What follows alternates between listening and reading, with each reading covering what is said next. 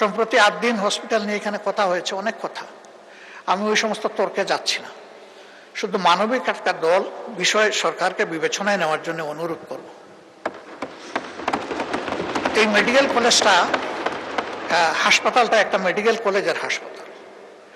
এটার সাথে প্রায় 750 স্টুডেন্টের, মেডিকেল স্টুডেন্টের সম্পর্ক এবং প্রায় সমপরিমাণ নার্সের সম্পর্ক। এরা বই পড়ে ডাক্তার হতে পারবে না এবং কেবল বই পড়ে নার্সও হতে পারবে না। এদের রুগী লাগবে, হাসপাতাল লাগবে। তাদের কোনো বিকল্প অ্যারেঞ্জমেন্ট না করে এই হাসপাতাল যদি বন্ধ রাখা হয়, তাহলে এই ছাত্র ছাত্রীদের ক্যারিয়ারের দায়িত্ব কে নেবে?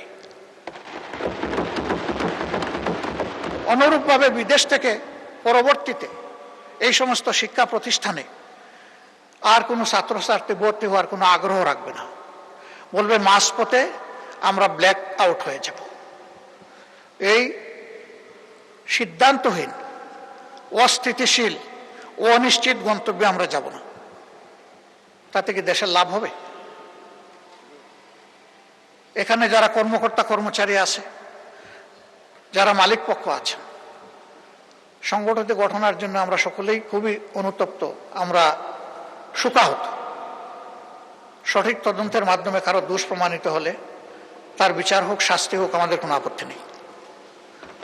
কিন্তু প্রতিষ্ঠানের প্রয়োজনীয় সংস্কার যেটা দরকার, সময় বেঁধে দিয়ে সেটা করে এই হসপিটাল অতি সত্বর খুলে না দিলে এই সমস্ত জিনিস হুমকিতে পড়বে। এটা ঠিক, হয়তোবা তাদের কোনো দুর্বলতার কারণে এই ঘটনা ঘটেছে, কিন্তু এটাও ঠিক যে এখান থেকে লক্ষ লক্ষ মানুষ সেবা পেয়েছে এবং তারা এমন কিছু সেবার রেভিনিউ এখানে দিতে পেরেছে। আমিও একটা প্রাইভেট প্রতিষ্ঠানের সাথে জড়িত, আমি বলছি আমিও এটা দিতে পারিনি, এর ধারে কাছেও আমি দিতে পারিনি।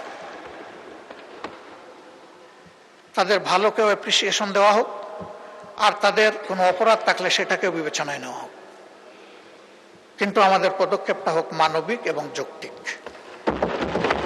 আমি বিশেষ করে মেডিকেল স্টুডেন্ট এবং নার্সদের তাদের একাডেমিক ক্যারিয়ার এবং জীবন বাঁচানোর জন্য আমি সরকারকে এ বিষয়টা গুরুত্ব দিয়ে বিবেচনা করার জন্য অনুরোধ